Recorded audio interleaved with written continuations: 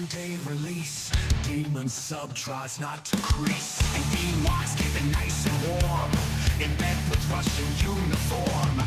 Meanwhile, the handyman is opening another can. Technical difficulties, they're really such a crime. Technical difficulties, they happen all the time. It's Yellow Belly Tabletop time. It's Yellow Belly Tabletop time. It's Yellow Belly Tabletop time. Sometimes they're salty about the gaming biz, and nobody knows who Upworlder is.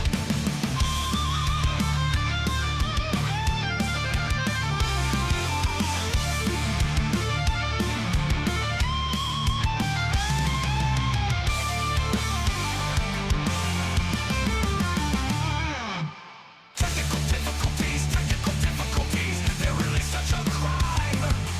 Technical difficulties, they happen all the time. It's Yellow Belly Tabletop time. It's Yellow Belly Tabletop time. It's Yellow Belly Tabletop time.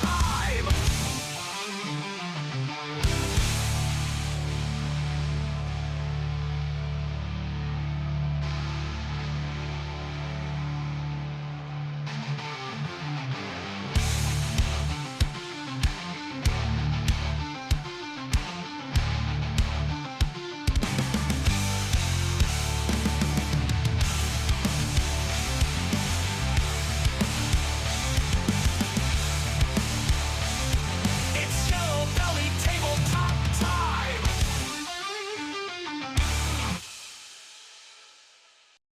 Boom! Good evening, everybody. Oh dear, right. Good. How we doing? How we doing? Oh God, David's a bit loud. Try us again, David. Testing. Testing, 1, 2. Is that better? That's going to be better. I do apologise if we've just blown everybody's ears out. David's had some audio issues over the last couple of weeks, so. But yeah, great to see. Great to see everybody. We've got all the regulars in the chat. It's absolutely fucking buzzing out there. Let me just go across here, and then we can sort of say hello to everybody. I think I need to Soiree our way down the chat. That's it. So, hello to Shakos and Spurus, James. Hello to Pandy. That's Paul from Pandyman Entertainment. The purveyors of the fantastic Trench Offensive and Threat Level 0 miniature games. We have Darren, also known as Demon Sub, on Instagram. Check him out for some miniature painting. Who else we got? We've got the awesome Ewok Kebab, Joker, music maker, and all-round star. Who else we got? We got the ever-present Cheese Me. Good to see you, sir. And the Toros. God, they're all in tonight. Crispin's turned up from Texas. My God, fathers, you can barely move out there. And then just crept in the chat at the bottom. There's spam. That's David's other half. Fucking awesome. Well, do you know what? Good to see all of you guys. The gang's back together. Oh, it's a bit. I'll tell you something. Hello, Damon. My God, look at him. Rich D. What the hell? Have you people got nothing better to do? This is getting out of hand. It's a bit hot here. I don't know how everybody else is, but my hobby room is a complete fucking oven. Even though it plays hell with the audio, I may have to have a fan for future weeks, because I am literally, the fucking sweat is running off me. So, how is everyone? Did we all have a good week of hobbying? What's going on? Jesus. Oh, they're ripping the shit out of you. Rich D says it's hot in Wales. It's fucking hot everywhere in the UK at the moment, mate.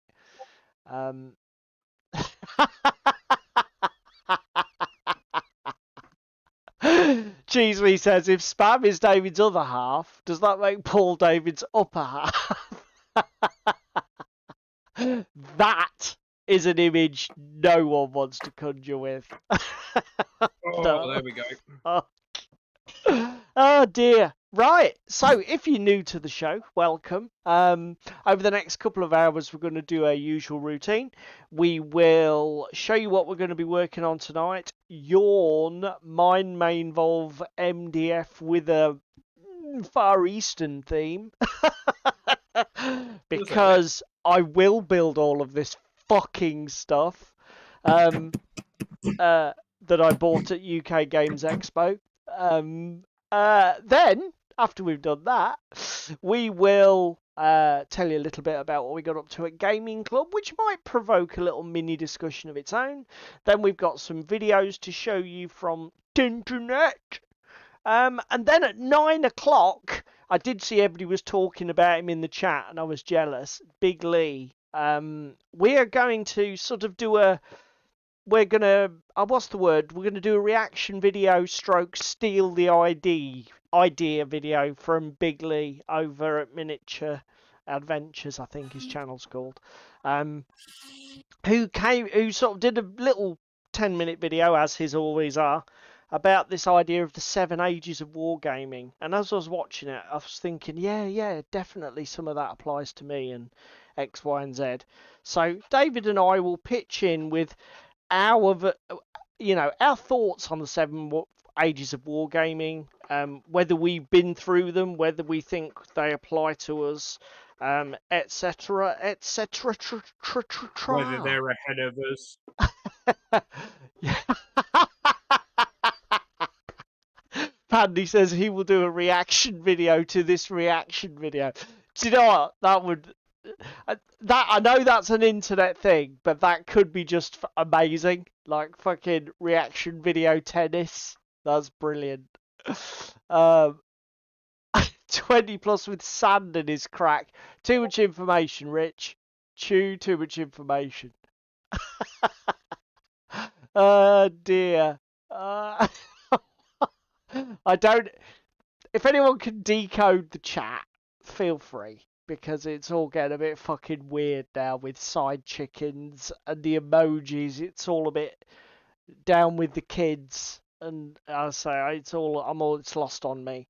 So, right, mate. Do you want to? What are you up to? What are you beavering away at? He gets right. He straights in. Come on down, boys and girls, because we're doing something that is not at all hobby related right now. Oh my god! Do you know what? So, hang on. Just go. What? What's that? A party popper? This is a fidget grenade. So it's got spinny bits down here, rattly, clicky bits. I don't know if you can hear that. I can't. I don't know if anybody else can, but I can't hear that. Oh, I just heard something there. Oh, yeah, I can hear that. But this is the first Toros says, is that a hose pipe connect? Very good. This unfortunately didn't come out amazingly. So we're currently rebuilding it, and just to add insult to injury, we're building 2 of the bastards. Okay. So, watch me swear. Darren says, is it a salt cellar? Unfortunately, no, it's not a salt cellar. Although that is a great idea. That is a really good idea. So that's mainly what I'm working on. Then once I've done that, I'm going to build some fallout buildings and then go from there. Oh, right. So you are going to do some proper hobby, not just mess about with fidget spinners.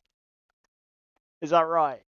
Okay. Yes. So what am I up to? Well, it may surprise everybody not at all that we've still got to wade through all of this fucking TT combat terrain. So I have finished the Old Town Tori kit, do they call it? Whatever the TT Combat call the Japanese range. I have finished the Old Town with its 3 buildings.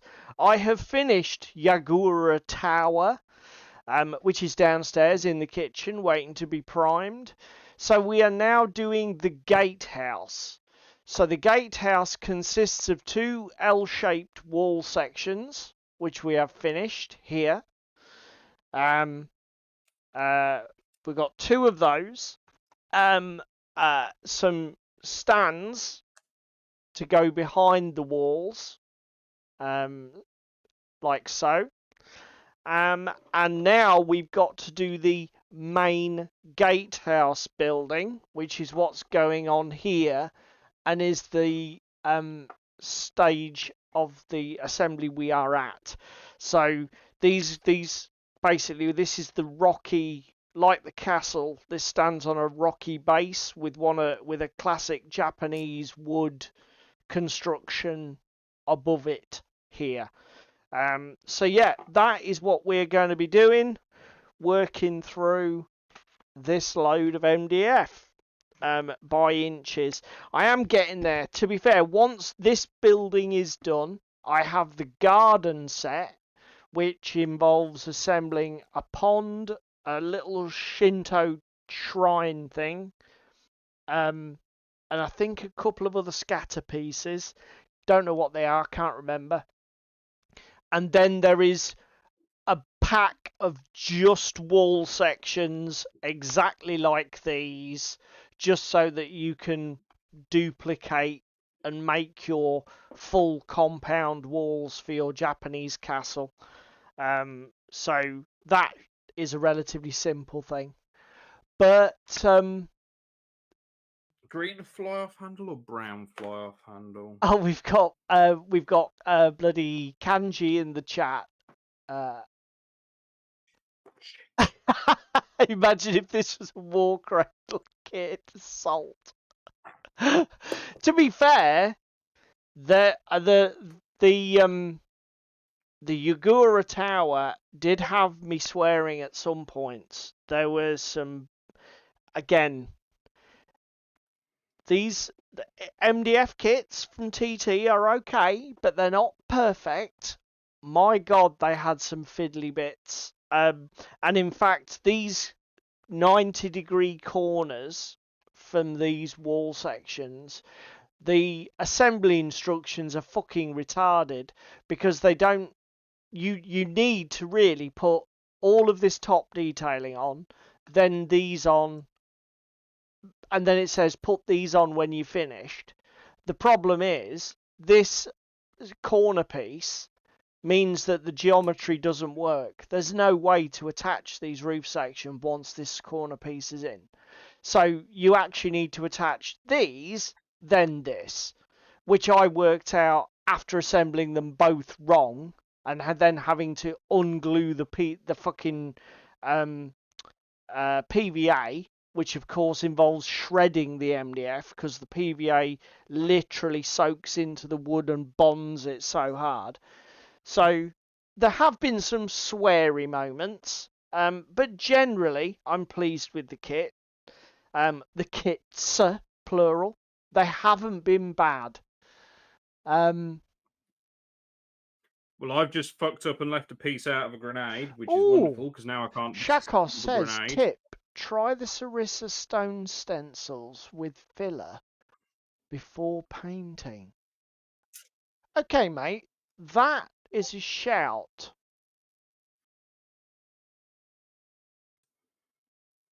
I will have a look at that. Is Spam Pams a user on OTT? Is it something that he's done in a project, or yeah, okay, cheese me. That's why you dry fit and don't follow the instructions like some brain dead slave. Yeah, that. Do you know what? They are a fucking. Do you know what? It's if somebody is a real like Japanese history nerd, explain to me what's going on with these windows. Why? What is with this weird geometric window shit? I mean, was this a thing? It just seems really arbitrary and weird that we have square triangle, in like this weird, odd. OTT Panzer Pattern. has done a manner for Baron's War. Panzer. Right, okay. That is such a good fucking shout. So, Panzer Kaput did it on a different MDF stone structure, yeah?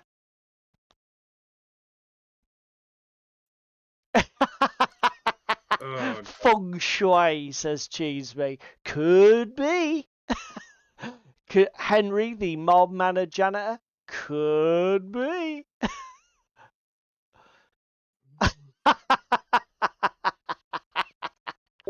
I might have known that you do that. You bring that meme up, Shakos. Do all the square pieces through, all the pieces through the square hole, regardless.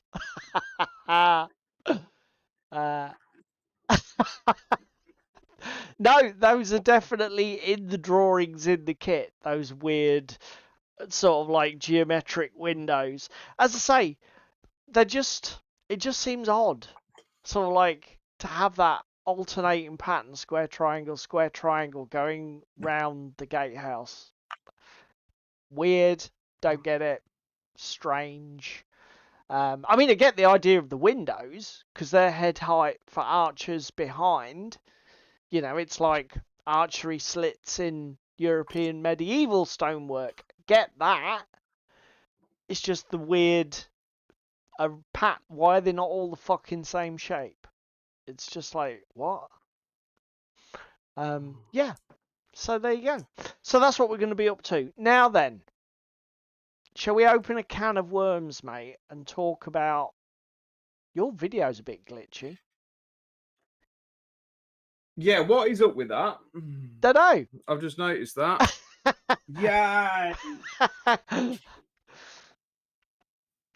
So, David was having audio issues. David may well now have video issues. You never know. We'll see. Right, let's see if that works. Yeah, camera failed to load. No shit, Sherlock. That's... Oh! Are you there? Oh. Oh! Hey! Can you hear me? Am I back? Am I in 4K? You are back. What is your camera now knackered or what? I don't really know. It's playing up. Downloading too many videos. That's yeah, could be. Yeah, nobody would be surprised. So yeah, now I don't have any pictures from Monday night, sadly. Slap us on the wrist and call us bad boys because Yeah. we were too busy having fun. Well, and I use that loosest sense of the word. Actually, I better get the salt shaker ready, hadn't I? That would be how we're doing Probably here. ought to. Oh, is that it? Oh no, we don't want that. We don't want that salt shaker. We want this one. Why here. don't you want me in 4K, Cheese Me? I feel offended. Right, yeah, okay, we're ready to go now. We'll season him up. Gaslands, a game we have enjoyed historically. Historic.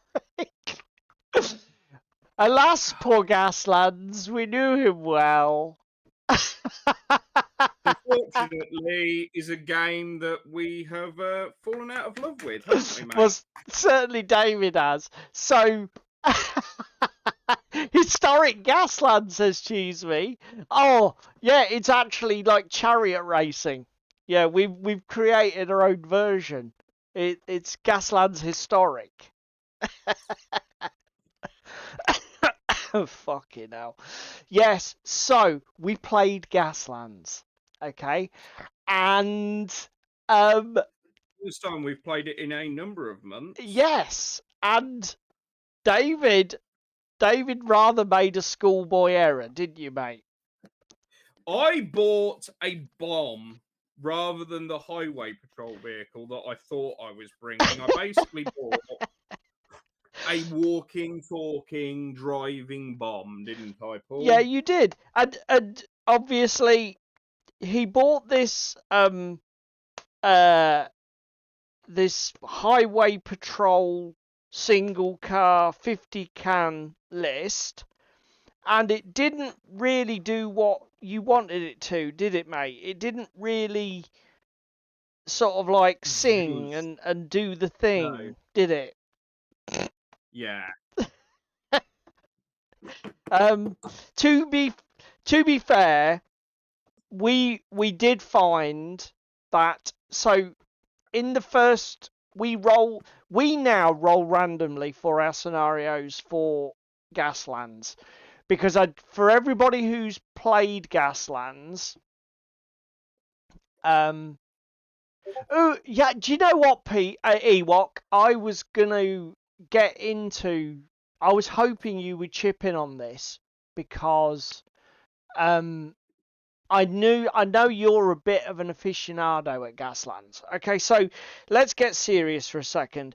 We now roll randomly for our scenarios because we have found that if you just decide that you're going to play Death Race or Arena of Death or whatever, there are optimally good choices to make, and there are basically objectively good and objectively bad choices to make, and the game is more entertaining. It's less fucking try-hardy if you just build the list that you want and that you think will be fun, and then let the scenarios just be a bit random. And it was the first time we did some scenarios that weren't from the televised stuff. Yeah, because we did a We did wasteland the skirmish. We did 2 wasteland skirmishes, didn't we? Yeah, excuse me, says serious. Are we in the wrong stream? So yeah, basically, the first mission was one where we had to collect. I don't know what it's called, but we had to collect these barrels that were arranged in a circle around the Center of the table. center of the table, and who the first, basically either the mission ended on round 3 or when somebody got more than 50% of the barrels. Now it just so happens that I was running a 2 vehicle list, and the other David and Ricky were running single car lists. So immediately the scenario handed me a massive advantage in that I had twice as many cars to go around picking up fucking terrain as the other guys, which meant obviously I won. It wasn't as ridiculous. It wasn't an absolute whitewash. It wasn't as one-sided as we first thought it would be. No. After starting, we did suspect the scenario would be over quickly, but actually, as it turned out, it didn't work out that way. But I still did eventually win. I then said, okay, that's fine. I will play my 1-car Idris list for the next game. And lo and behold, we rolled a race scenario where basically the idea was to just be fast and get off the opposite side of the table. And that's exactly what I did. Very quickly.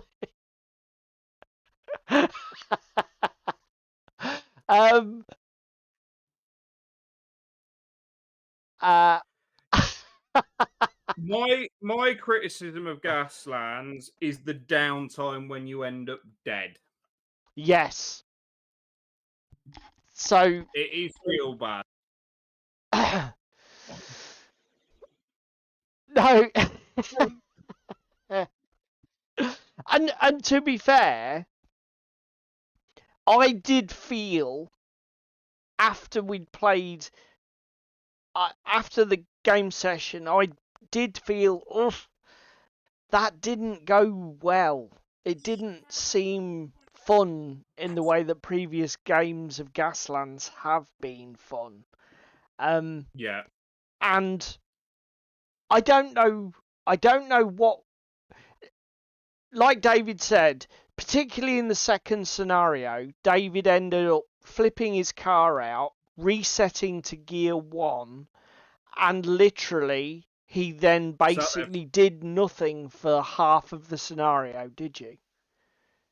Well, again, it was worse than that, wasn't it? Because second scenario, I wrote my car off and wrecked as I left the board to it then Yes. reset.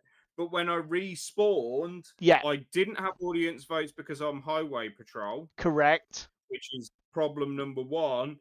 And because I was second to leave the board, I re-enter the board on turn 2 in gear phase 2, but I don't have any audience votes to increase my speed. So I'm sat there through 3, 4, 5, and 6 doing the square root of fuck all because highway patrol can't earn audience votes Yeah. easily. So I mean the two issues we ran up against were not having audience votes to respawn the cars that have been taken out, and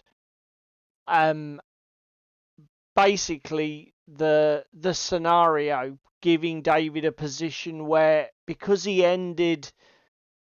left the table in a state where he was in gear 1, the way the scenario was structured, he had no way back into the game. So it was a bit of a the sort of scenario was partly to blame, wasn't it, mate? Yes. Yeah. But to be fair, we did go on a bit of a. We then went on a sort of like a fact finding mission, didn't we? And I found some alternative rules for the what do you call it, the wipeout mechanic on Mike Hutchinson's blog. So in Gaslands, for those of you who don't know, when you sort of like wipe your car out because you do some crazy shit, get too many hazard tokens, normally you reset to first gear. But in Mike's alternate rules, you could choose to reset to gear 1, 2, or 3. So long as you drop a gear, isn't it? Is it? I thought you have to drop at least one, do you? I think so. So you can't be gamey as fuck and then wipe out and then go to third gear if you wipe out in an early turn. I thought that was entirely the point, that you could wipe out early and it didn't. Yes, but Let me just. I don't know. Do you know what? Hang on a minute. I'm trying to. What's his? It was. Planet Smasher. Yeah, Planet Smasher. But the other thing is, with Games. this, it doesn't really reward experimentation.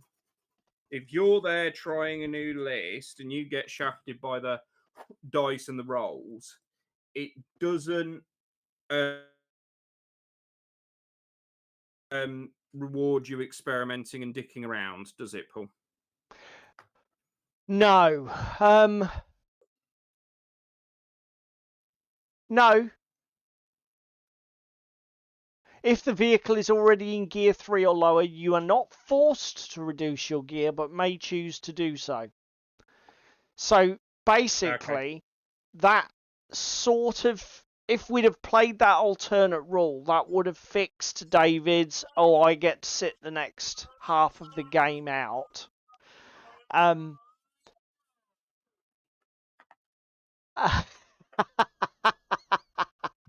Toro says fact-finding mission sounds like you went to the Bahamas to see how they play Gaslands there. It feels like I did, mate. It's a bit fucking hot.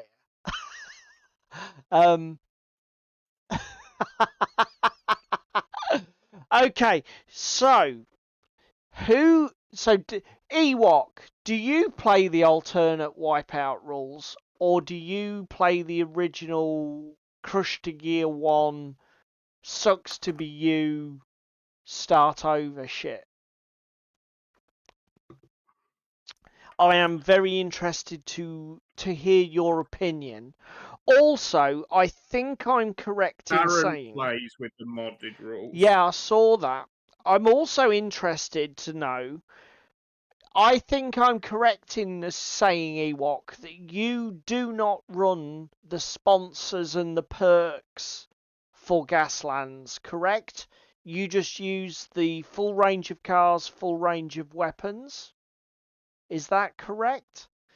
And also, because I'll be honest, the feeling I had, this is going to sound a little bit hyperbolic, and obviously it wasn't as bad as I'm probably going to sound. But I had the feeling after we'd finished playing, which really depressed me because I normally love Gaslands, was that I had the feeling of somebody who'd brought like a 40k meta list to a casual game and basically pissed on everybody's chips. I mean, again, it wasn't meant to make you feel that way if it came across that way, mate. No, I don't. It's No, just I that don't get me wrong, mate. I'd had a particularly bad evening of it with shit, so it didn't make it go down any sweeter. No, but it's what you said. The lists I had built were so. I mean, particularly that Maxine list where I was literally generating an audience vote on almost every car activation, then using it to clear a shit ton of hazards from my vehicles every turn. And in fact, I won the game comfortably and forgot on several occasions to not claim my audience votes. And I punished myself and said, no, I forgot, I'm not going to get it. Otherwise, it would have been even fucking worse. No, I know, man. It was bad, wasn't it, really? Well Oh, done, Darren. where's They this? notice you use that rule, but don't care. The only one.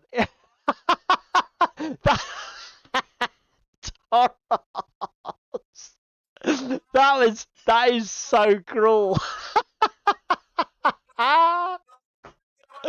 Fucking, do you see Toros fucking roasting us? Yeah. Darren, ignore him. That is not the case. Your input is valued, sir. Do you, out of interest, Darren, do you use the full sponsors perk lists, all of the car list building permutations? Do you play with Mish?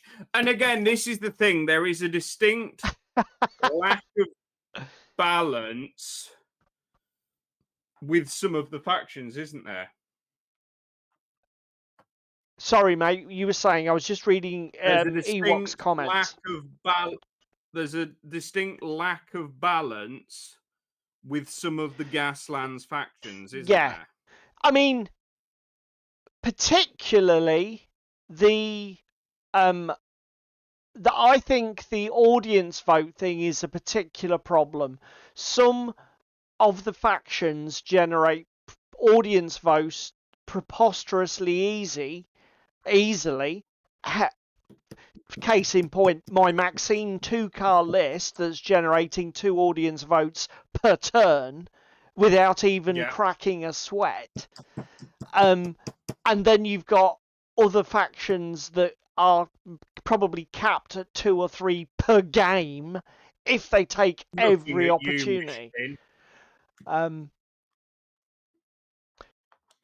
Yeah, so Darren does play with the full rules. So, I mean, obviously in your demo games, I don't think you play with sponsors, Ewok, but do you not play with sponsors full stop, end of story, whatever? Do you know what the thing is, Cheese Me? Sweaty. The thing is, Cheese Me, this whole thing is a really difficult place to be, because I don't know. I mean, maybe there's a topic in this. When you play a game that you've loved and you've really enjoyed, and then you sort of like walk away from it and you think, I've sort of tried too hard and I've broken this game and I've made it not fun for other people. I didn't like it. I didn't like the feeling of what I had done. Okay, that's fair enough, Ewok. Um, and to be honest, that's why it's probably been on my mind so much. Because the other thing is, I thought, well, that's fine. I will take because I thought I'll take Highway Patrol, which is a faction I've never played.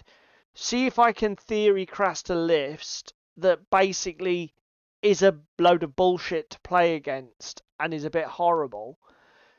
Just as can I? Do you know what I mean? To sort of like reset my view on Gaslands. Because to be honest, I think the audience vote system in the game probably needs an alternate system. And I do know, do you have the Gaslands Legacy download, mate? Is that what you sent me? I only have Blaster 3. Okay. Because it was across 3 and 4. But the thing isn't Gaslands Legacy in there in full? No, it's across 3 and 4, but you can get it online as its own thing.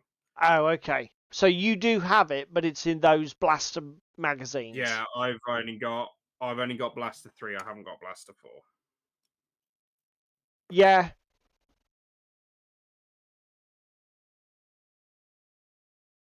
Right. I'm going to turn my mic. Yeah. Ewok Cheese Me says, I think Gaslands is more narrative and less tournament style. Not all the options are balanced against each other all of the time. Ewok says, if I could be asked, I would rewrite the whole driver perk system and ditch all the factions and turn them into patrons, maybe. Do you know what? I know you're not watching, Mike, because we're fucking nobodies from a corner of the internet that nobody gives a shit about. But please, mate, let's have a new edition of Gaslands. And I don't want anybody to get the wrong impression. I'm not looking for a game that is super fucking balanced.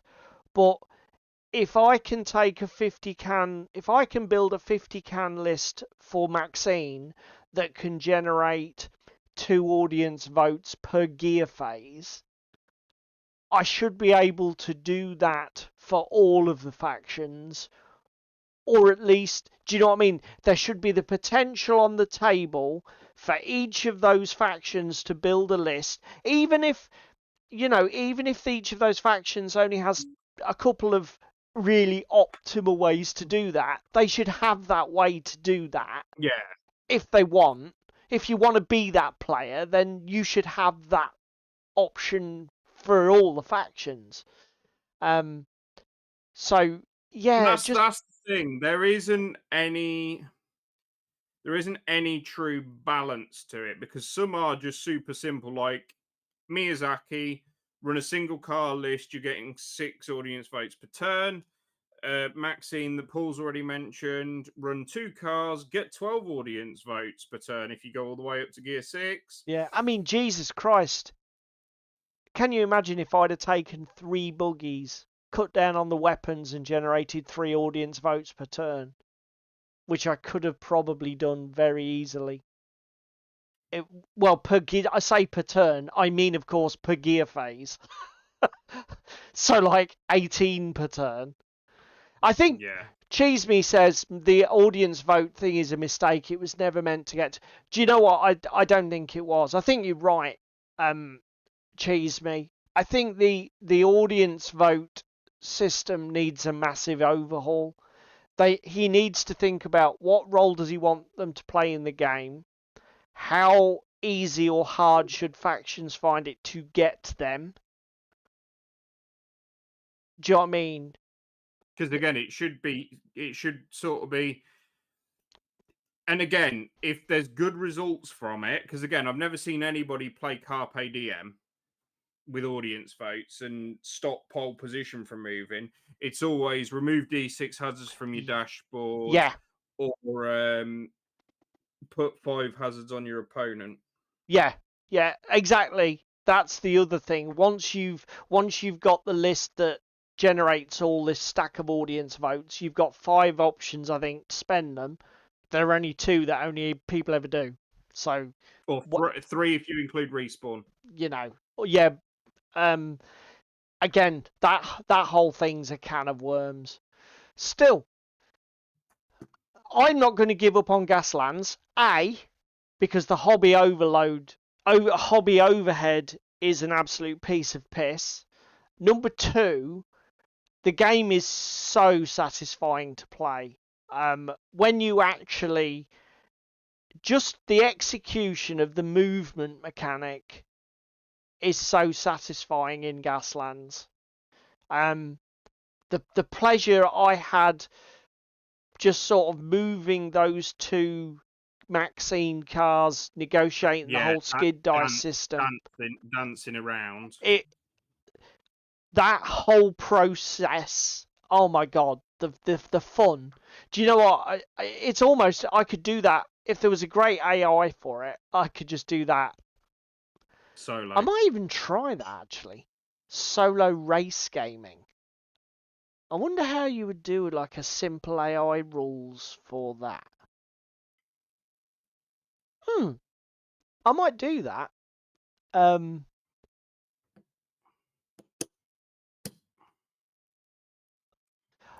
factions are great. To be fair, I think the faction. Yeah, I know. Not me considering solo gaming, but as I've said it, I've just thought, could you? It would be how would you move the race cars? I mean, I don't know about you, mate, but I think the factions have got great flavour. All of the faction rules are interesting. Yes and no. There are certain factions that I would avoid. Why? Because they're not competitive, or because the rules are shit? The pinball rules shit for, I think it's slime and getting the side swipes off, because it just really doesn't happen in the game. Yeah, but you're saying you won't play it because it's hard to achieve, which is not the same as it being a bad idea. It just means that within the mechanics of the game, he's created something that's actually quite hard to execute and probably more trouble than it's worth. Do you see my point? Yeah, I kind of get what you mean.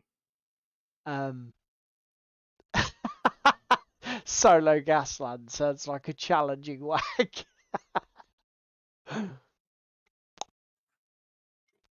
What about, other than slime, is there anybody else? Beverly Devil on the Highway doesn't really excite me. Beverly.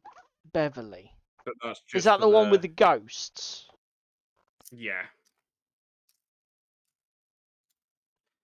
All vehicles gain a Ghost Rider, Soul Anchor. Ghost Rider. Yeah, but again, it doesn't appeal to you, but it sounds cool, doesn't it? Yeah, it sounds cool. Oh, that's gone well, hasn't it?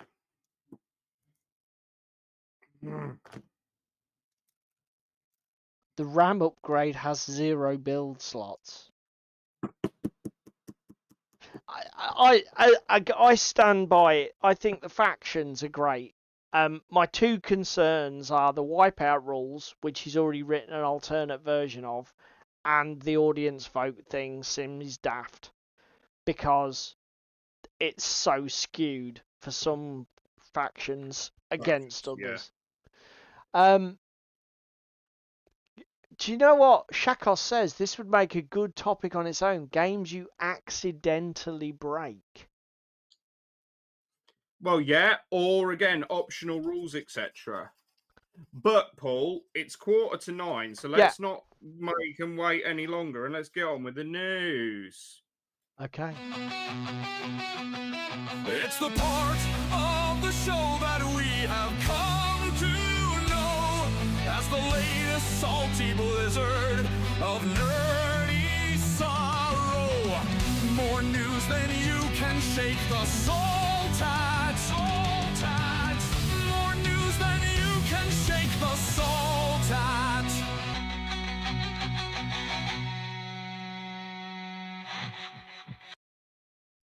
Right. Let's do some news then. Should we do the headline? Hang on. Should we do the headline?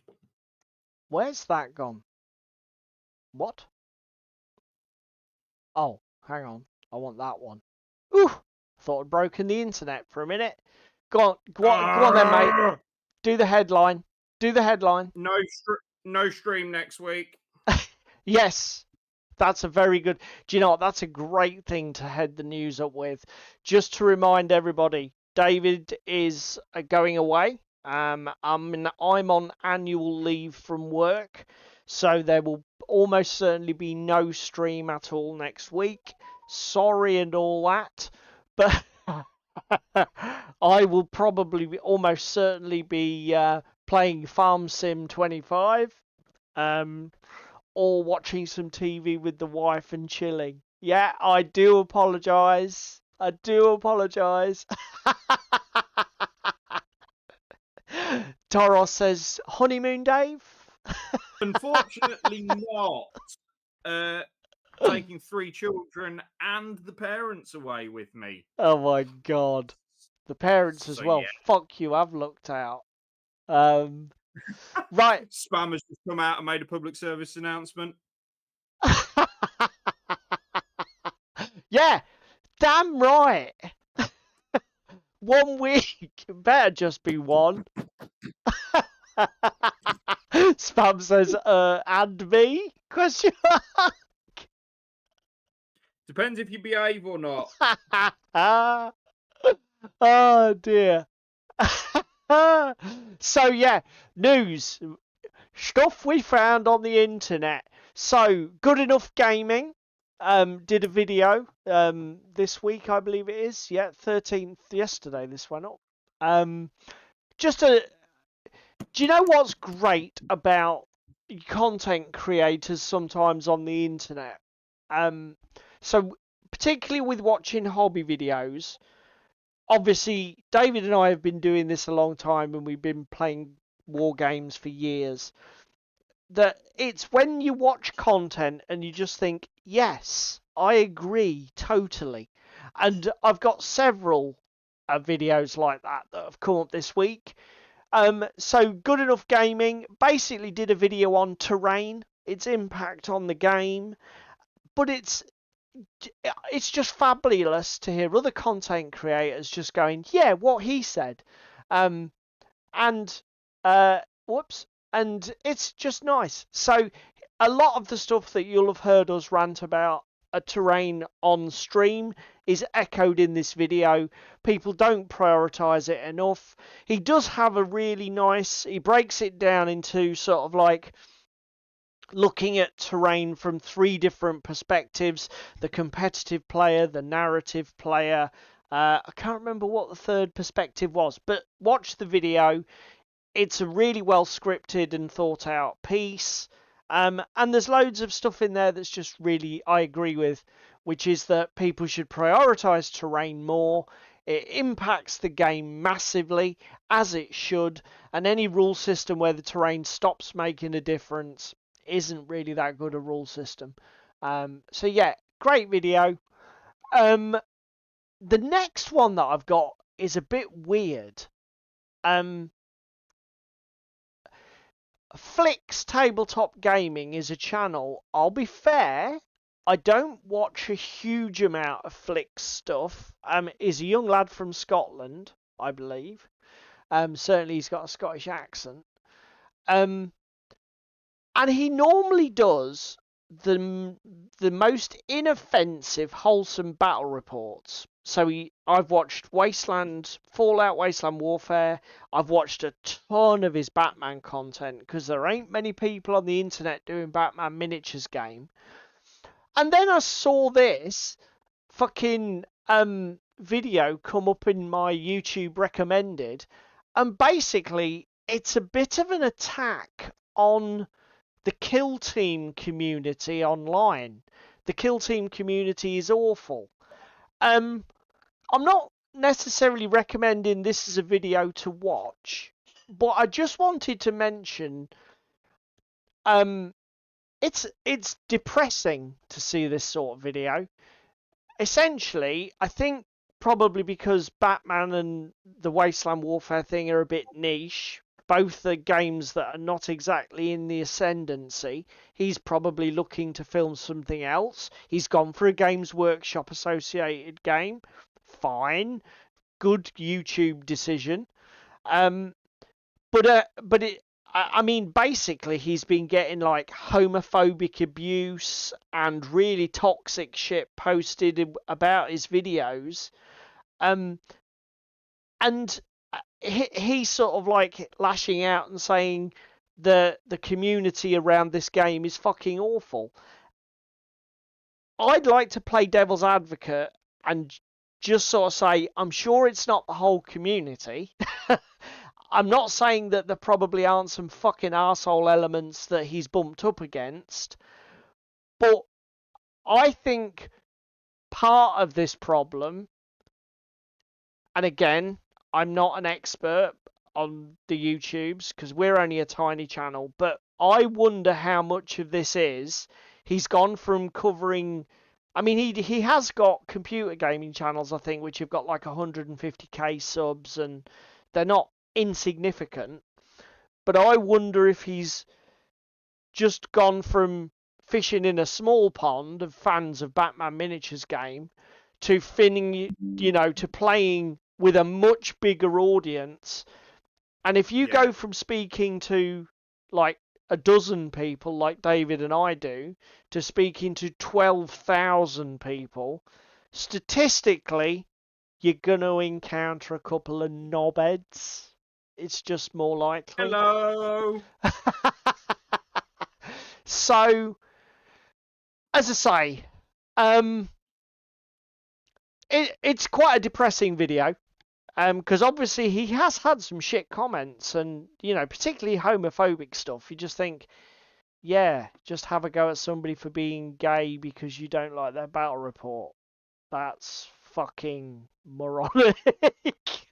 Why? Yeah. Just say the battle report shit. Don't have a go at him because he's gay. It's like, But still, I just wanted to mention it because it's occasionally there's no helping retards, is there? No, and I hope two things. I hope that Flick carries on making videos because he seems such a wholesome guy, and I've watched tons of his videos and they're completely inoffensive and they're great. And number two, I hope he's wrong and that it's not a toxic community and it's just a few knobheads, which I'm sure it is. If anybody plays a lot of Kill Team, just comment down below. I'm sure there's lots of nice people playing Kill Team. Not shared one for a while, but another great video from Dave over at MS Paints. Again, exactly what I said before. Somebody who is saying something that I've certainly believed for ages, and I think we've discussed enough on the stream. He basically says about painting. He gets asked a lot as a YouTube content creator, oh, my painting's in the doldrums, or I don't seem to be getting better, what do you think I should do, blah, blah, blah. And he is not a painting channel by any stretch. But what he says is, just ask yourself the question, why are you painting this? Or more, as his video title says, what are you painting for? And that will give you the answer about how hard should you be trying, what really matters. Do you know what I mean? It's just a great video that yet again sets out that sort of like thesis that stop beating yourself up about your hobby and your painting. Paint with a purpose to get to a destination. Let the painting find its own natural resting place, if that makes any sense. If you want to paint for Crystal Brush and Golden Demon, then that's fine. That's, you know what you've signed up for. But if that's not what you're doing, stop beating yourself up. Stop fucking obsessing. Put some paint on some models and use them for whatever you intended, whether that was playing a game, putting them on a shelf as a diorama piece to impress your mum stroke significant other stroke kids, whatever. Yeah. But great video, and I would recommend people go and watch it. Carl Wormsley, another he's actually got is it Gaming Cave? I notice he hasn't retitled his channel, but he's starting with branding now, which is great. So we may see either him retitle or rebrand the channel fully, I don't know. But again, great little 5-minute video echoing what David and I were talking about 6 months, a year ago, which is, if you've got too much on your plate and it's starting to piss you off or get you down, it's time to address it, because this is a hobby. It's a leisure activity. It's supposed to be fun. So when it's not, you got to be sorting it out. Toros says, I paint because I can't afford to pay someone to do it for me. I'm exactly the same, Toros. I can't remember who I was talking to the other day. Somebody it was just Jamie at club. Was it Jamie? Yeah, okay. I was literally like, it's base coats, wash, bang, you're out the fucking door, you're done. I don't obsess about highlighting, shading, none of that. I want everything to not look like it came out of the box, and that's it. Stroke your kids. Cheese me, what the fuck?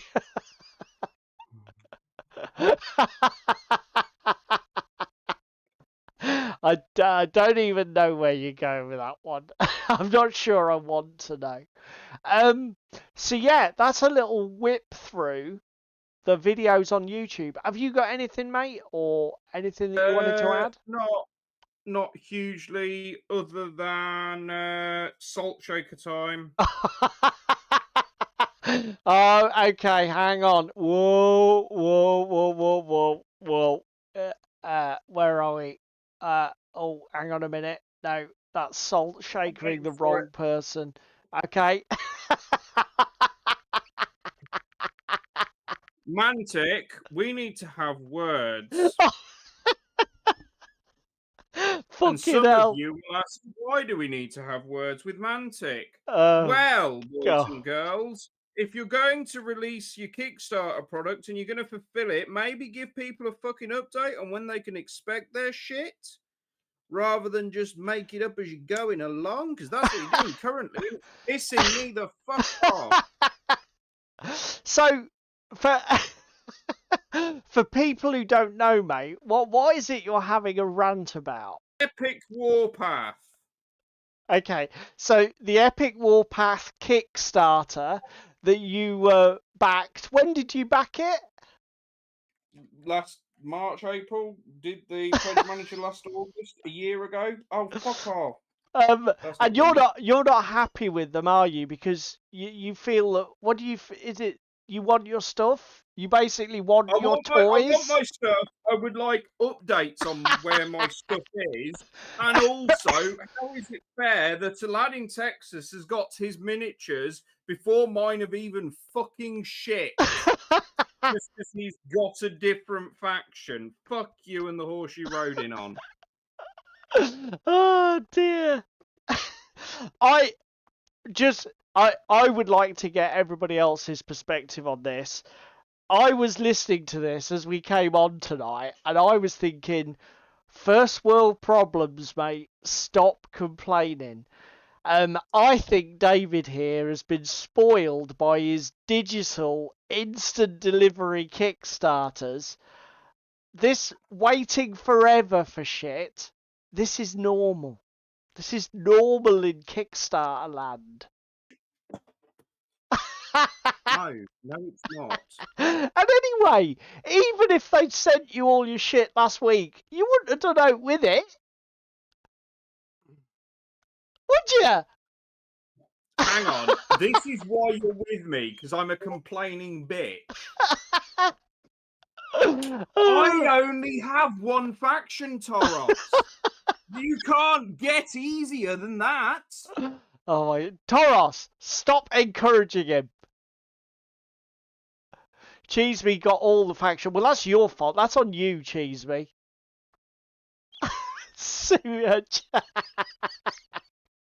Shakos says he's got no idea when it'll come up eventually. Cheeseme says soon-ish.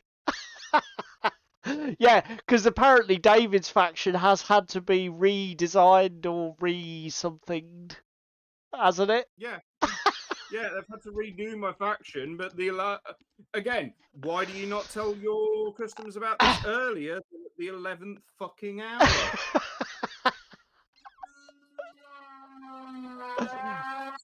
Well, actually, Ewok, technically, Dave backed it last year, so apparently that's not a new game this year. No, we already caveated that it wouldn't count. Oh my god! Spam comes in with the ultra burn. In your own words, good things come to those who wait, she says with an empty finger. Look, I know when. Just saying right now, you know when the 3D printing tolerances are that good that you have to use a set of quick grip clamps to make your shit. Oh my god. Oh, that's so fucking funny. Right. Well, that's got us all the way to 9 o'clock. I'm not forgetting. What are you doing? Are you trying to hold that print together, or is it? No, the pins are breaking, and I'm just fixing things to make it work for my lads. This is an insight, everybody. Watch the engineer fix. Fucking hell. As I say, if everybody hasn't guessed, I face my Mantic Warpath pledge with total equanimity. It will arrive when it will arrive, and it will join the pile of shit I've got to deal with as soon as it does. I'm in no mad rush, Mantic. You take your sweet old time. I want it now. I've waited over 12 months for it. Don't Shakos, don't tell him that! Shakos! I'm coming to Sheffield! Oh god, if only I had a static overlay to put where his camera cuts out, that would have been fucking brilliant.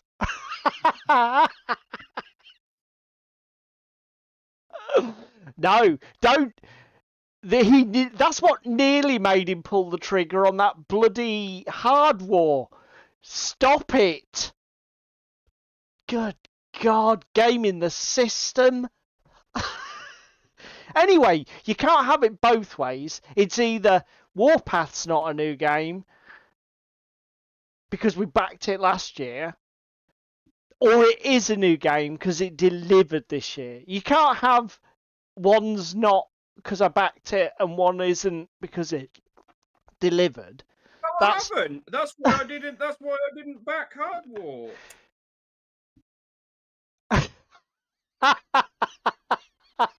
Oh, for fuck's sake! Shakar says I got Hard War waiting for David's gift so I can order more for me. That's not gone well. What have you done? It's now in 2 pieces. So, are you offering as a piece of advice for everybody on the internet that the grip clamp crush wasn't actually the correct move?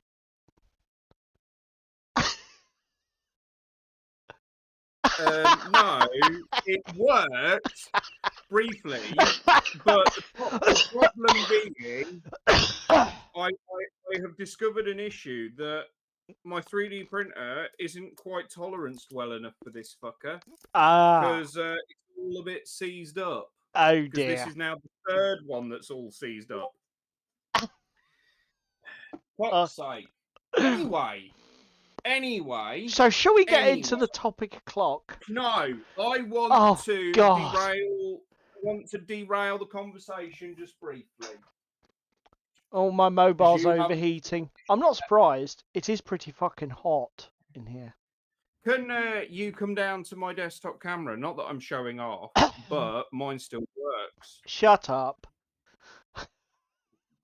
Right, okay. Fuck off, spam. Fuck off, Taurus. What? Oh dear. Right. Go on then. Jesus Christ. Ooh! Oh, this is that bust. Super fucking cool.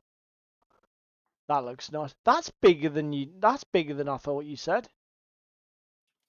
It is approximately, because I've got a grid in front of me, 1, 2, 3, 4, 5, 6 centimeters tall. 4, 5, 6, 7 centimeters wide. It looks bigger than that. Okay, that's fair enough. That's what you said, roughly. It looked larger. That looks cool that's as fuck. to my thumb. That's awesome, mate. So this is the other half of Paul's birthday present. I see a pedestal. Oh, that's nice. I've printed that for Ricky.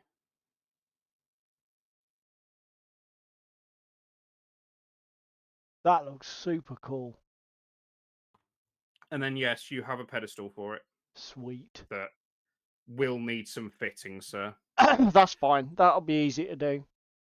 Just remind everybody, this was printed on your Saturn 4 Ultra. Saturn 4 Ultra. Very good. Hang on, in that shot a minute. I've got something else to show the class because I've got it all now. To show the class. Oh yeah. Anybody recognise this? Oh yeah, I've seen this. That looks very good, mate. Yeah. It will have interior and door ramp down. Shakos, that's bigger than I thought you said, is a common line on this show. Is it the ring? No, it's not the ring. It's the Fallout car thingy. Yeah. That's a technical term, Cheeseme. Yes, you are correct. The Fallout car thingy. Brilliant. Good man, Shakos, shouting it from the rooftops. So yeah, my 3D printer's literally gone brrr this week. 3D printer will go brrr. Right.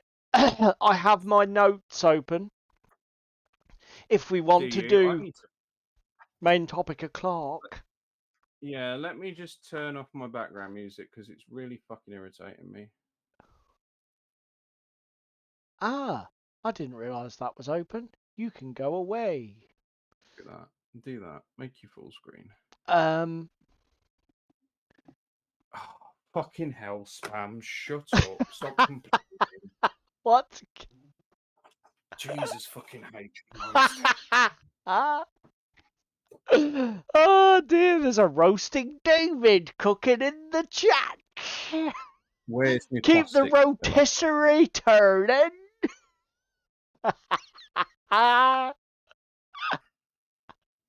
Fucking hell. Love it. So, let's talk about Big Lee and his 7 ages of wargaming. So there is a link in the description of the video. Go and watch Big Lee's original video before you watch any more of this live stream, and it'll make way more sense. But essentially, what Big Lee posited was that there is this sort of like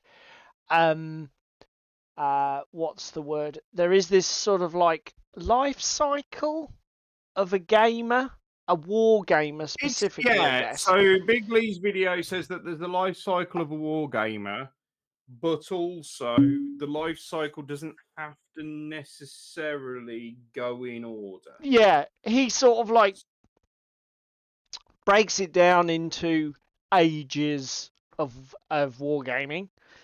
Are these periods in your wargaming hobby career? But like David said, they are, imagine they're like dominoes that can be arranged in any order.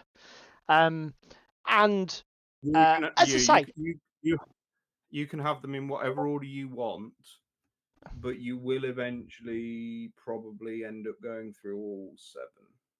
yes, I think that's a fair assessment. I just need to find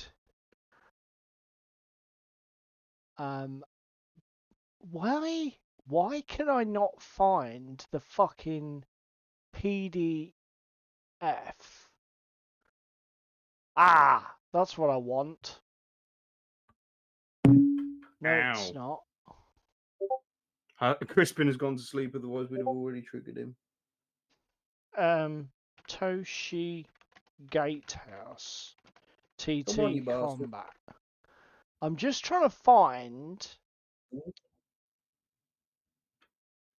the fucking trying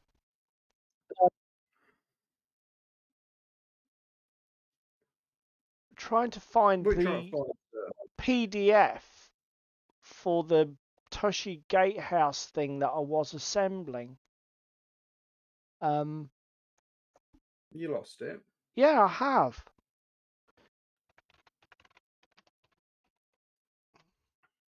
Just bear with me, people. Is there a PowerPoint presentation for this one? No, there is not. There isn't because yes, got it. Thank fuck. Right, okay. I am back on track. So, where should we start with this? Well, should we start where we probably all started?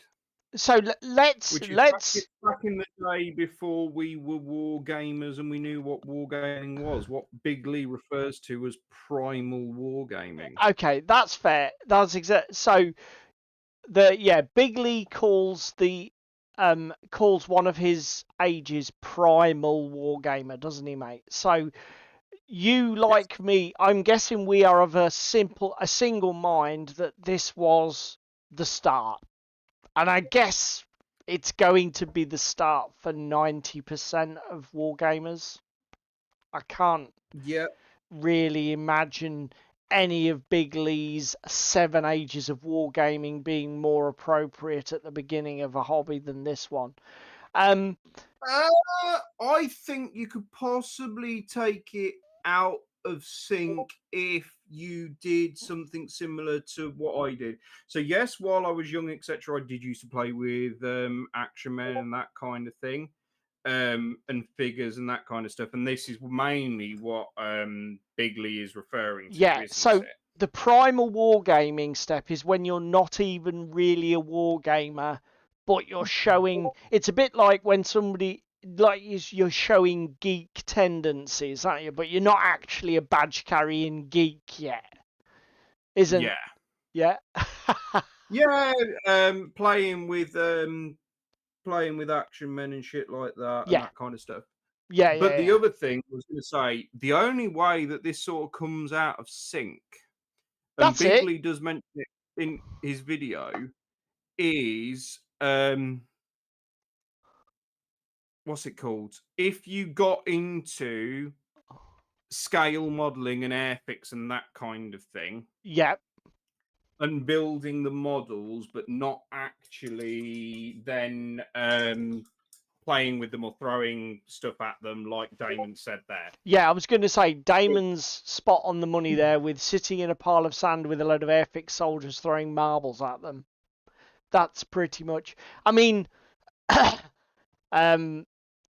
I definitely, when I was a child, I collected Batman, not Batman, Action Man figures, and so all the militaria, uniforms, weapons. Me and my brother used to act out mini scenarios of action men fighting action men. British against German, war scenarios. James Bond style. Yes, yeah. We also did like action figure recreations of scenes from the movies with our Star Wars action figures. Bizarrely enough, I'm probably the only person on this live stream who actually did this for Farm Sim as well, where I used Britain's farm vehicles to literally recreate farming on my living room floor. But that's how committed to being fucking weird I was. You're a level of Lincolnshire that not even Lincolnshire understands. Oh dear. So yeah, Primal Wargamer is obviously, it's going to be, let's have anybody in the chat now who doesn't think that the Primal Wargamer phase was probably their first phase in the hobby, then put your comment in now. But I'm guessing that we're all on the same page. So for me, step 2 was the phase that Big Lee called the early years Wargamer. And this is where I guess you really start to hone in on the tabletop hobby as we know it now. Yeah. So for me, this was the next step. So I went from my toys. The first thing for me was Dungeons and Dragons. So I played D&D with some guys from school. When I went to grammar school, we used to play it during lunch hour. I started looking into miniatures as a consequence of D&D. So I started looking at the Citadel range. What were they called back then? TSR. I think it was Citadel that they marketed them under. Somebody who knows better than me will know. But basically, Games Workshop, before they did anything, Games Workshop used to make lead figures for RPGs, Traveller, Dungeons and Dragons.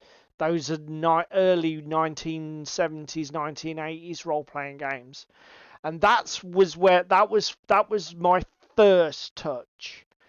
Then obviously came the board games from Games Workshop, Battle Cars, we've already talked about in chat when we were talking about Gaslands, Blood Bowl, back when Blood Bowl was all cardboard standees, no miniatures. So yeah, and then onward into Rogue Trader. What's number 2 for you, mate? Slightly differently. Okay. So I was into my airfix and building my scale models. Right. And then I was shown. So do you put the airfix and scale models, just to check, are you still primal at that point? Are we moving into the next phase? I would say no, I'm more geeky at that point. I wouldn't say it was wargaming or anything with them. Okay. It was building them for just having them built and that kind of thing. So that's still your primal phase. There's no gaming element to it. Yeah. Yeah. Okay. Then I was shown 40k, Right. and then it's a slippery slope. Okay. And so being shown 40, so you're still saying step 2 is early years, but it's you literally went straight to the big boy, the 400 Yes. pound gorilla. Went to the elephant in the room. Yeah. Okay. And so how did that happen? How was that? How did that transition? How did you go So from Airfix modeler to 40k? was introduced by my ex-partner's dad, Night who cheese was me. in 40k, who had done his hero quest and everything else. So because of that, Mike, it's all your fault that I'm here now. Cheese me says probably You're the only feral person on the confinement, yeah. planet. I'm assuming that's the farm sim gag. Yes, sorry, mate. Yeah. So obviously your partner's dad, ex-partner's dad, Yeah. um, Got he, me into 40k, and and that then was that's because where that was what he was into. Yeah, that was his jam. Oh Okay. no, I've got filler on my top. Fuck! Quick, panic. And how did you get into? So how did it go from? Because obviously with me it was the gaming. So obviously I was doing the action figures thing and creating my own gaming experiences, and then somebody says, "Oh no, actually we actually do games with rules and shit. You don't need to make it all up yourself."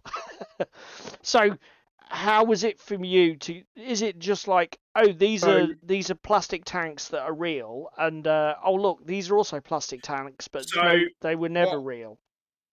What I will say is my primal years were probably before I went to uni, and then I was just being generally geeky. I wasn't gaming with them or doing anything with them while I was at uni. I was just building airfics for it being cool and being one of my hobbies Yeah, and a way of passing the time. yeah. And then got introduced to 40k, got introduced to gaming. And the thing is, I got introduced to it, and then I didn't really play any games until 2016 when I dropped out Okay. of uni. I never finished, and I wanted to go to the gaming clubs that were at university and that kind of thing, but I didn't get the opportunity to. I didn't get the time to with Okay. the course I was on. So I therefore didn't really do anything proper until I was on my placement year and would come to club occasionally, Did you or after. Yeah. actually paint and assemble any models, or was it literally just like your attention moved from Airfix to 40k So without there being any strong, like anything materially I produced or done with it? I I painted and did some models because Mike very kindly gave me some Dark Okay, Angels from, I so it think it wasn't was totally third voyeuristic, even though you didn't edition play any games. 40k. Sorry, mate. Yeah, from third edition 40k. Painted them up, did some stuff with them, and then, like I say, we developed from there. Yeah. We Okay. got the Salamander's army, did that kind of stuff, started building that, painting that, doing that. Okay. So, um, it may just watch the video, Shakos. Makes sense, mate. It does make sense. What was your next step of Big Lee's hobby wargaming ages, or what was your third age? Would you say, and how did it go for you? I'm a bit weird, so I Now he think tells us. I think I actually experienced sort of two ages simultaneously, That's not weird. We'll come to that. and I still have now. So it was the butterfly and despair years. I was a Ooh. bit sick and tired of 40k, Okay. jumped onto some other stuff, doing that kind of thing, flitted around, ended up with the games that I've got. And then equally gone back the other way towards despair because of not getting the time and opportunity to paint and do the stuff that I want to do with the miniatures that I've got, etc.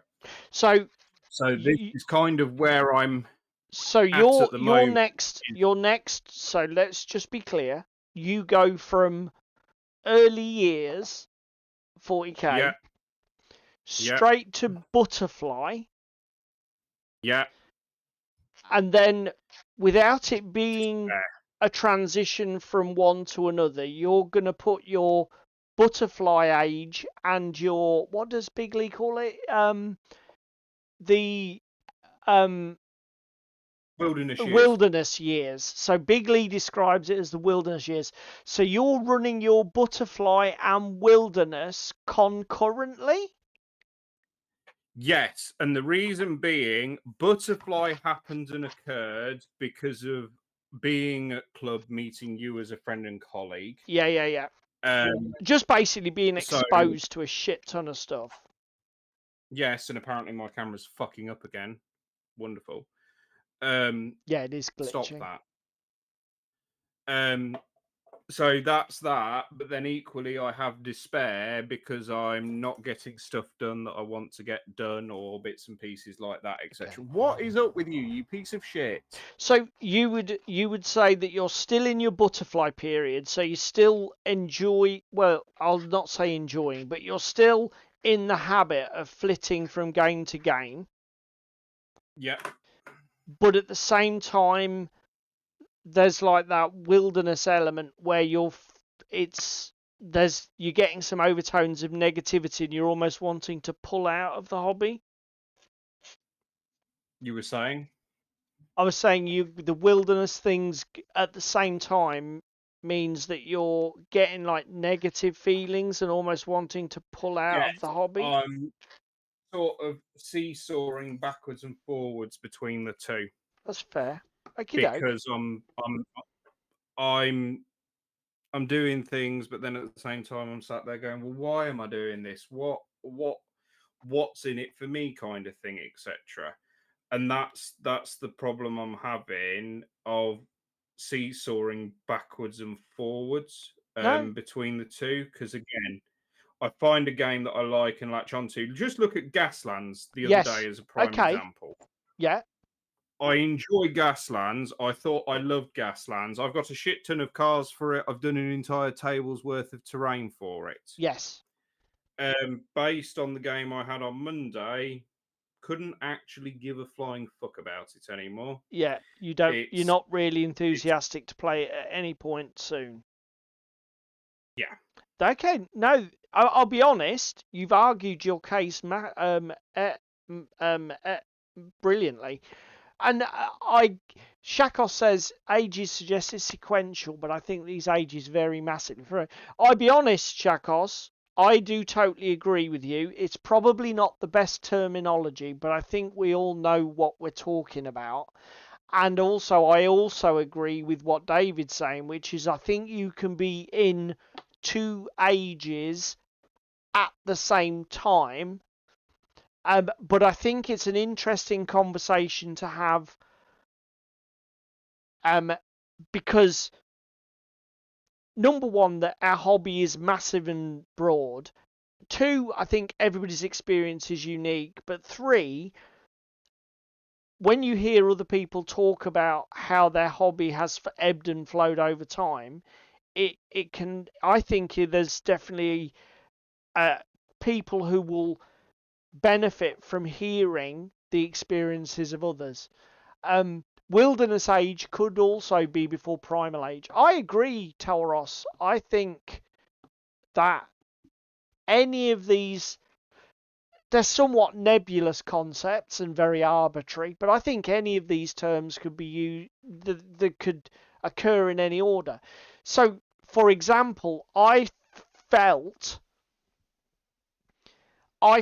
because of the way that my hobby life panned out. So I was in school. I was in fifth and sort of like end of school up to sixth form, where I left to go to university. That was my busiest period of the hobby. So I was literally, while I was a school child, I could literally play all weekend games of 40k that we started on Saturday, finished on Sunday night. We left all the toys out on either my living room floor or Chris's living room floor or round Stuart's house. So I went from that, university, money dried up, and I did do some hobby, but it was nowhere near as intense as my early years. And then I graduated, started working, met my wife, got into the situation where I had a ready-made family with 5 children, and suddenly my hobby went into the wilderness.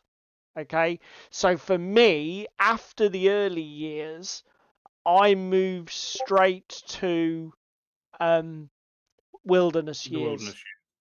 wilderness. And it's because this sort of stuff, spending fucking 70 hours building little MDF toys, don't work. This does not work when you're working 6 or 7 days a week, self-employed, with 5 children still at home, mortgage, big house, blah, blah, blah, blah. Doesn't work. So, in my wilderness years, I got an Xbox console, just turned into basically a digital gamer. Did a little bit of collectible card gaming. We've talked about that. Again, buy a booster box, unwrap, build a deck or net list. I could do that. The internet was a thing at that time. It was starting to become a thing. Just roast you for your age, mate. Yeah. I mean, you say that, but obviously, I was thinking back to some of the old Game of Thrones card sites that are all down there. They're all gone. The websites that I designed, web design, was that I did my own Spellfire site, 40k CCG site. All gone now, sadly. But yeah, so for me, I go into the wilderness years, and they weren't, they were fun. I guess I enjoyed them. They were a necessity at the time. Do I wish that I had kept contact with the tabletop side of the hobby? Yes, I do. And I wish I'd kept contact with the miniatures and probably role playing as well, and not just been card games. But wishing something was so, but at the same time accepting the reality of that wasn't practical, and what happened Well, again, had to happen. Hindsight's wonderful. Yeah. That's just the way it is. And just so that we've got the same number, I am going to say that my butterfly years came when I re-entered the hobby, which would be 40k 6th edition-ish, something like that. So obviously, like everything, time moves on. My children grew up, left home, got lives of their own, had children of their own, and I decided to get back. I think it was one of them things. For those of you who are older, like me, when you've had children and they suddenly aren't in your life anymore, I started going through my crap that I'd accumulated in my life, and I think I rediscovered some Warhammer Fantasy miniatures that I'd had in a box in the garage, and I was just that discovering those miniatures and rediscovering the tactile experience of holding them and looking at them. That sort of like reignite. Within a few days, I was back to painting under the crappy room lights because I didn't even have desktop lamps.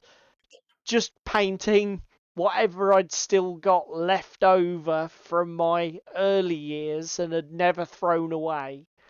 Whether that was plastic goblins from the bloody fourth edition Warhammer Fantasy Battlestar set. Yeah. God alone knows.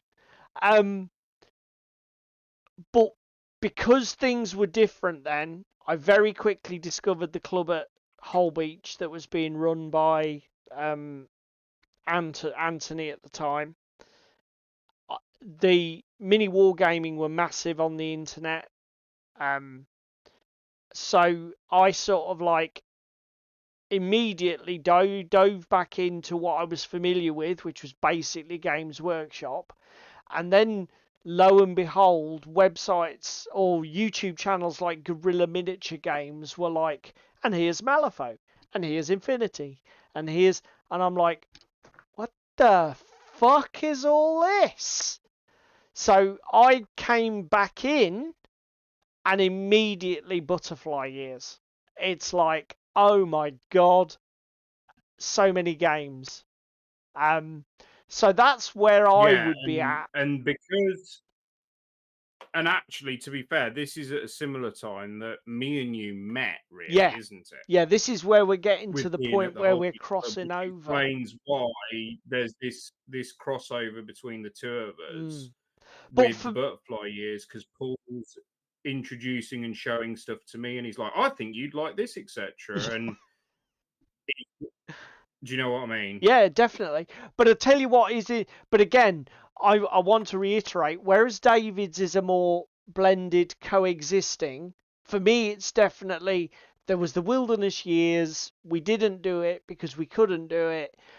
Bang, we're into it. 100. It's like there's a line. We go over the line and we're into, oh mate, insane amounts of hobby. Actually, there's one thing I'd like to add with this wilderness years thing. Yep.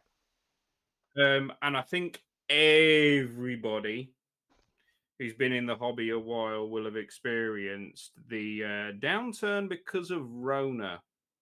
Oh, the plague. And the absolute wilderness that was. Yeah, okay. Would you say that there was a big impact on your hobby from Corona? Yes, there was a massive impact on my hobby. I wasn't playing games at my local wargaming club. Yep. I was chatting shit online and instead was playing fucking MTG digitally via tabletop sim. Yep. Absolutely huge impact on my gaming hobby because I wasn't meeting up and doing the stuff that I wanted to do. I had no mojo for. And is this fueling the wilderness years aspect? Yes. Or okay, cool. Yeah, I had no mojo to paint anything because it's like, well, when are we actually going to be out of this? Yep. Out of this situation to enjoy the games and stuff again. And because I'm very goal focused, aren't I? I work a lot towards goals and knowing and gaming and having like a definitive date and line in the sand to complete a project for. right. And that's the one thing that COVID just fucking killed overnight. Because it was, oh, well, I don't need to paint any of this now because I don't actually know when we're going to be playing next. Yeah, you've got no idea when you're going to be using it for anything constructive, etc., etc.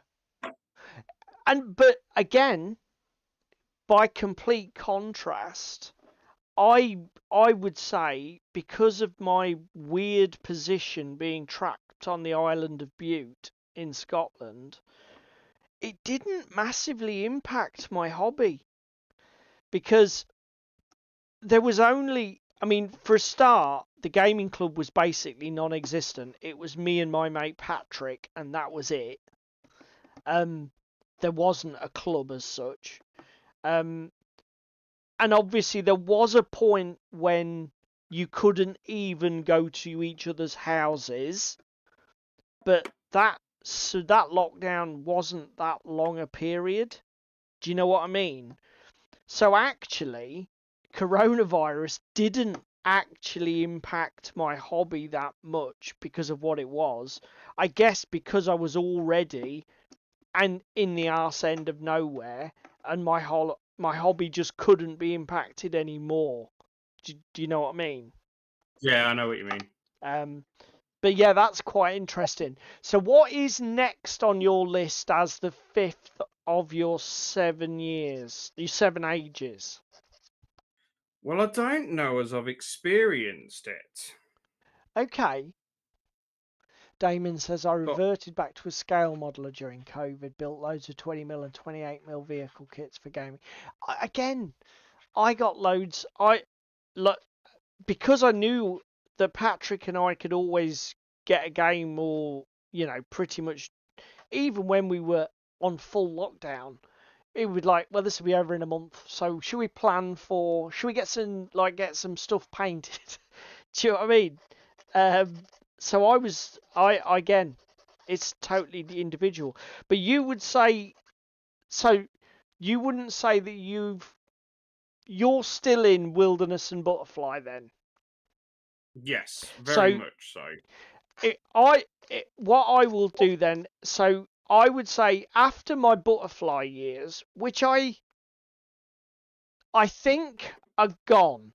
I think, and again, just to show how current this is, I would say my Butterfly years could probably officially have been said to have ended in 2024 with our decision to just take a hiatus from the pace of acquisition of new game Yeah, systems. but And you just buy new games anyway. yeah, but it feels different. Do you Oh know what I wait, mean? what was that? Did you just admit that RuneQuest is a new game? Because I think you just did. Look! Look, leave it. All right? Just leave That horse is not fed enough yet. It needs flogging some more, sir. it. Fucking hell. So, yeah. Um, I think that I'm now, as of 2025, I would say that I'm in the golden years era of my wargaming Oh, hobby. sure. I forgot about Golden Years. I'd probably say that's running concurrently with everything at the moment as well. So you're doing 3 ages I'm concurrently. 3 ages concurrently, and the main reason I'm doing 3 ages concurrently is because again, we've had this realization this year of we've got shit to get on with, and you start doing it, Yeah. and then there's the despair of how much you've got and what you've got to do and play with and hobby Okay. with. Uh, How t- much is grey, but again, then the butterflying of flitting between all the different game systems, and that's why I'm saying it's kind of in. And again, the other thing is, club has developed and grown. yeah. Yeah. I mean, I Just spam. it's I it do think Paul is coping better than David in this pack, which shows a different stage.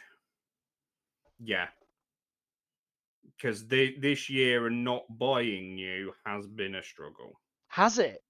See, I haven't Yeah, really it's struggled at fucking all. hard. No, because you've already bought new. Fuck off. Oh yeah, Am so I? I did really. Basically what you're saying is, well, yeah, you're coping really well because you just cheat. Yeah, pretty much. Fucking hell. Brutal. Well, yeah, okay. I mean, that's fine. I would say that I'm in my golden years now. Now I will say I am running 2 of the ages. I think I am now currently running 2 of the ages parallel, and I'm running what Big Lee called the golden years, which essentially the golden years is the best years of your hobby. And I think in terms of the people I've got to play games with, the games that I'm actually playing, the quality of my model collections and terrain collections, the fact that I've got space at home in my, just everything about my gaming experiences at this time, I think is, it's difficult to imagine it being better unless there were just simply more of them. Do you know what I mean? I'm enjoying. like more opportunities to play, more opportunities Exactly. to do. I in terms of improving my selection of people to play games with, the games that I've got to play, the toys that I've got to play with, I'm pretty much at the top. I'm topping out now. I think I'm going to look back on this period, maybe 2025 to the next 2 or 3 years. I think I'm going to look back on this and go, that was when I did some of my best gaming. The Frostgrave campaigns that we've done, the Bolt Action campaigns that we're getting into. There are just so many things about this current sort of like period of hobby for me that I think it definitely is my golden age right now.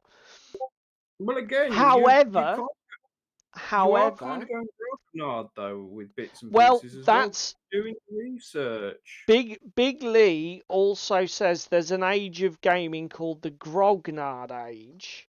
He calls it the grognard age, but essentially what he means is that that's the age of wargaming where you feel that you've done so much and been at the game so long that the actual coaching, mentoring, the input you have on other people's hobby starts to really show. And again, in no way being big-headed, but I would definitely say that I am both in my golden age and my grognard age. And again, that's epitomised in a way by the YouTube channel. It's epitomised by the interactions I have at the gaming club. It's it's epitomised by so many aspects of my hobby life at the moment. Shakos, is that the age where you become a cunt? Some might say. Yeah.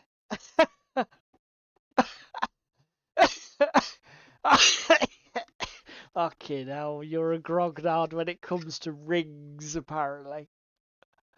So Toros says, I think I've already been and done my best gaming years. So do you think... So that's a past tense, Toros? A past tense? Yeah, I think there's an element of...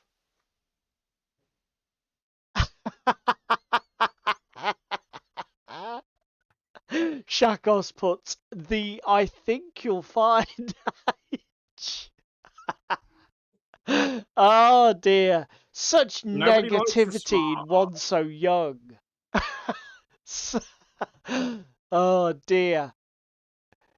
I think I mean, I guess you could be in the grognard zone but not be in your golden age.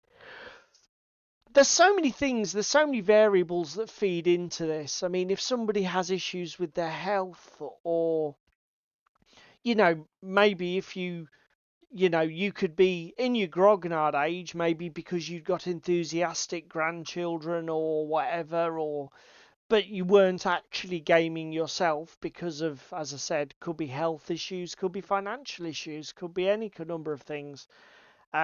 So I guess it's possible that the two don't always coincide, but I bet they do for a lot of people. Like Damon says, he thinks he's in Golden and Grognard at the same time.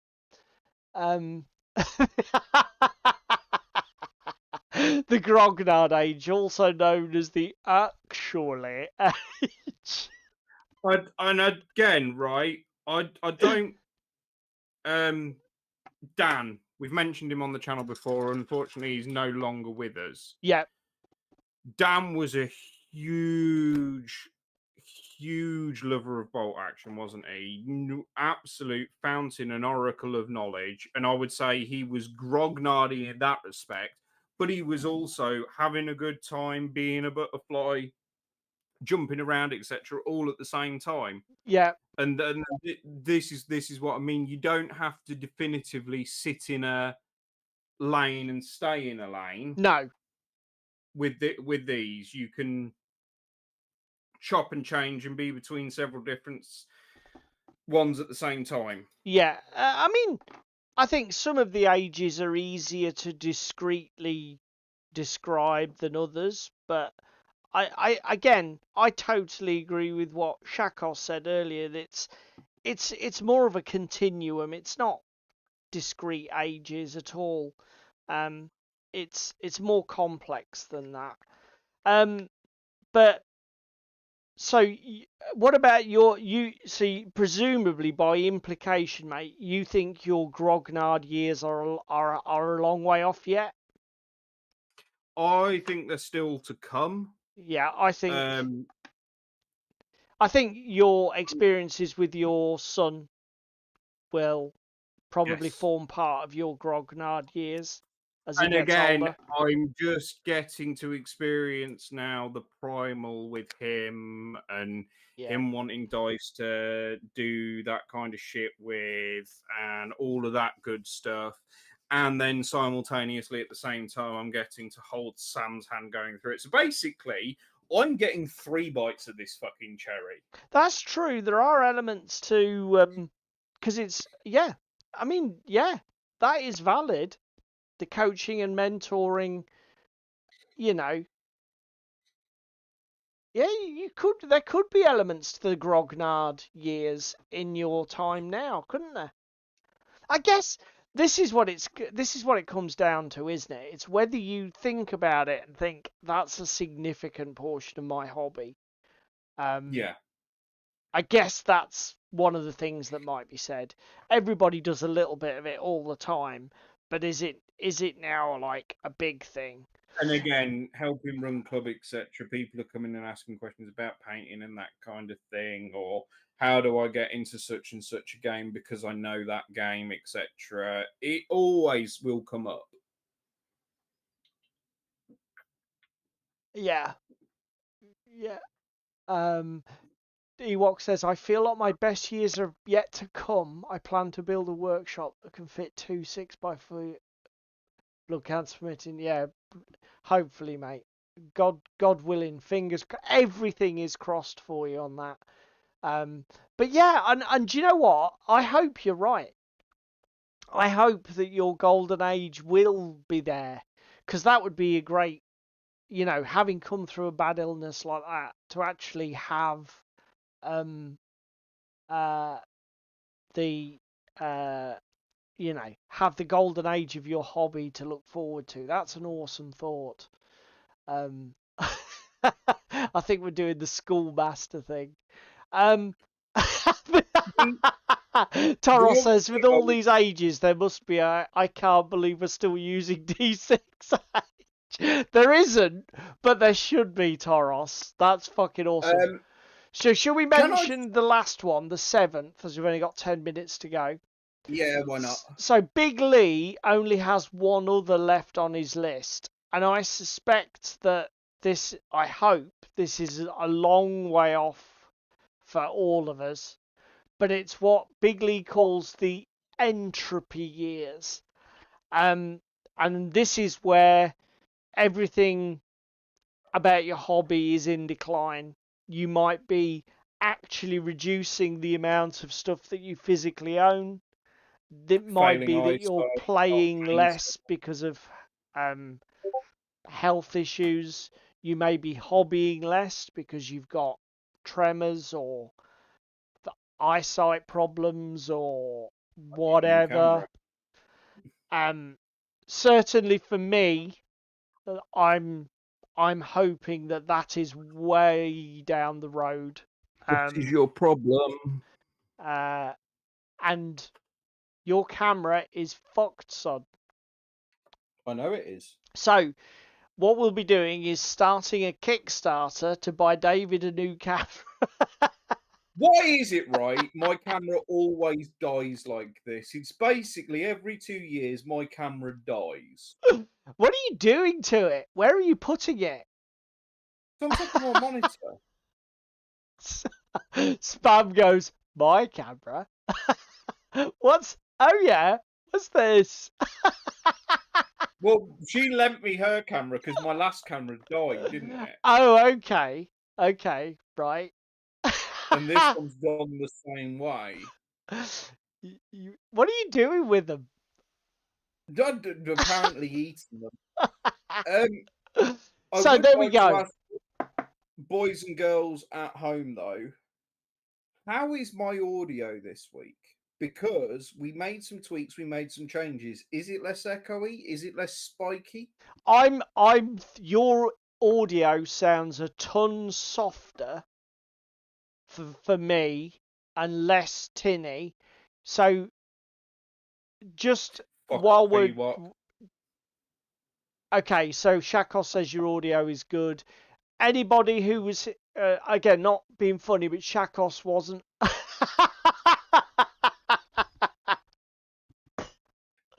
How did?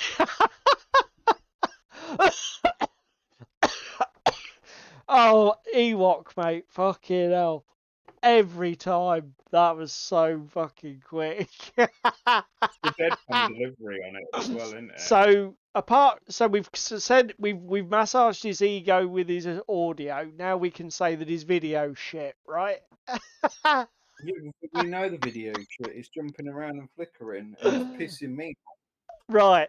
Well, that's it. The salt problem. That's it. The salt's corroding your cameras. They can only last 2.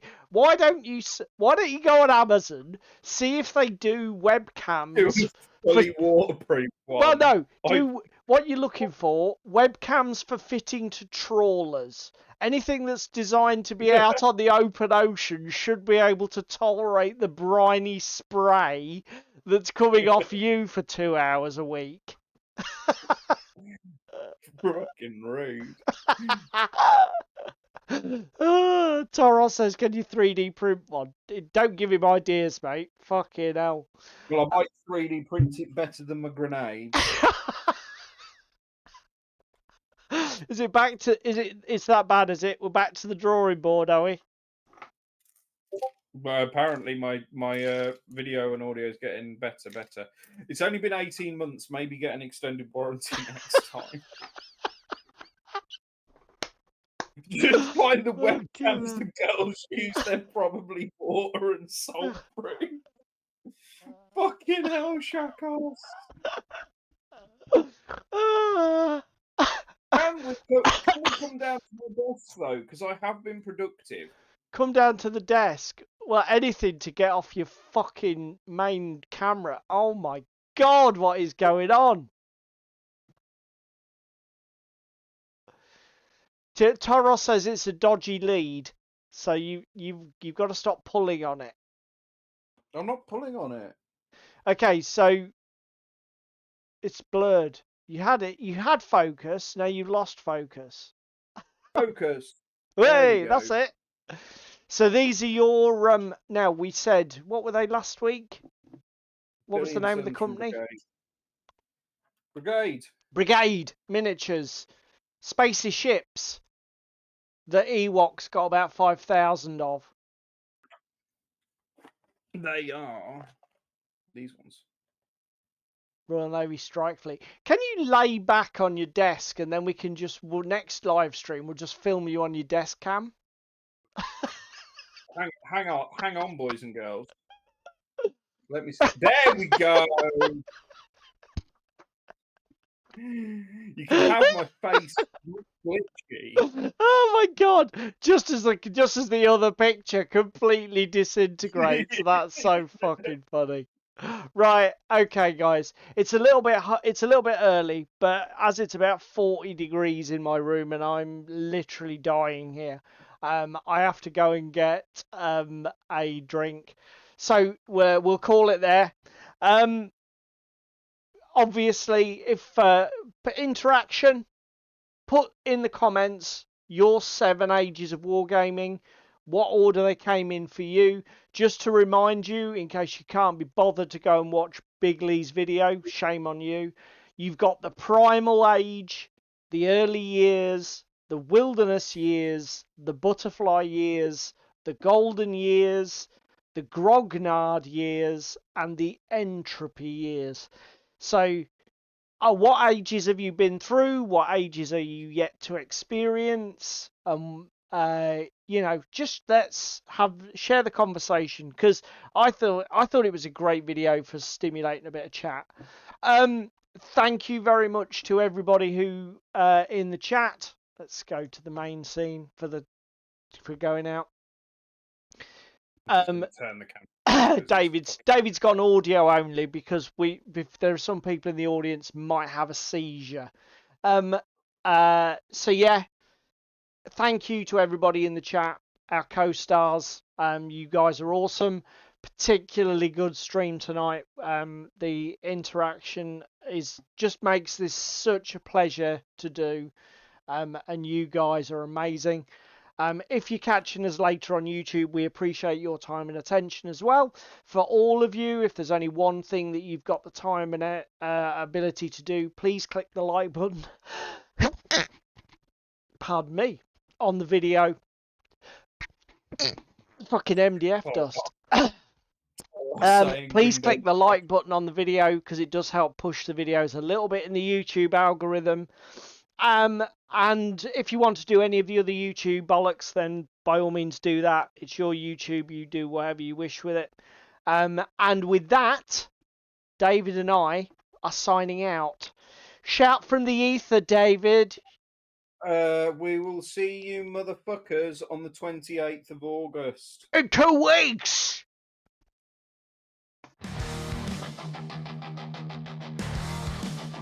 It's another Thursday night.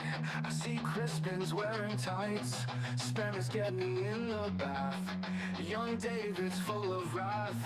Paul is tightening his straps. Where on his apron you saps.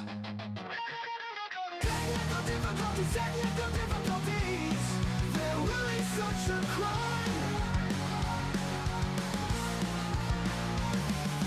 Technical difficulties. They happen all the time. It's Yellow Belly Tabletop time. It's Yellow Belly Tabletop time. It's Yellow Belly Tabletop time. It's Yellow Belly Tabletop time. It's Yellow Belly Tabletop time. It's Yellow Belly Tabletop time.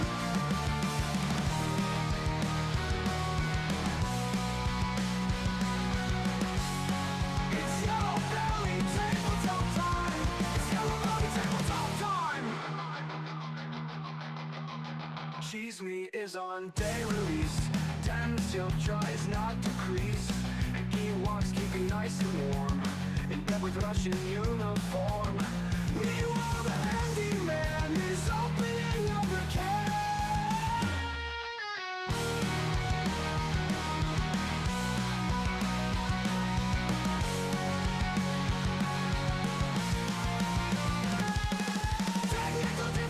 Technical difficulties. They're really such a crime. Technical difficulties. They happen all the time. It's Yellow Belly Tabletop time. It's Yellow Belly Tabletop time. It's Yellow Belly Tabletop time.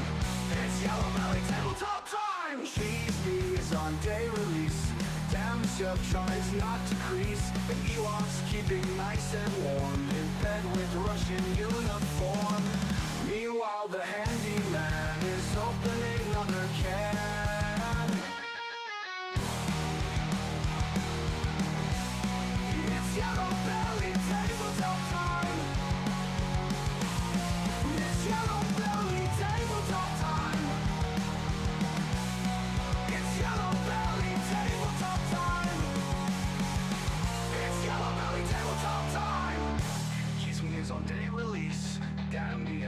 rise, not decrease. And Ewoks keeping nice and warm, in bed with Russian uniform.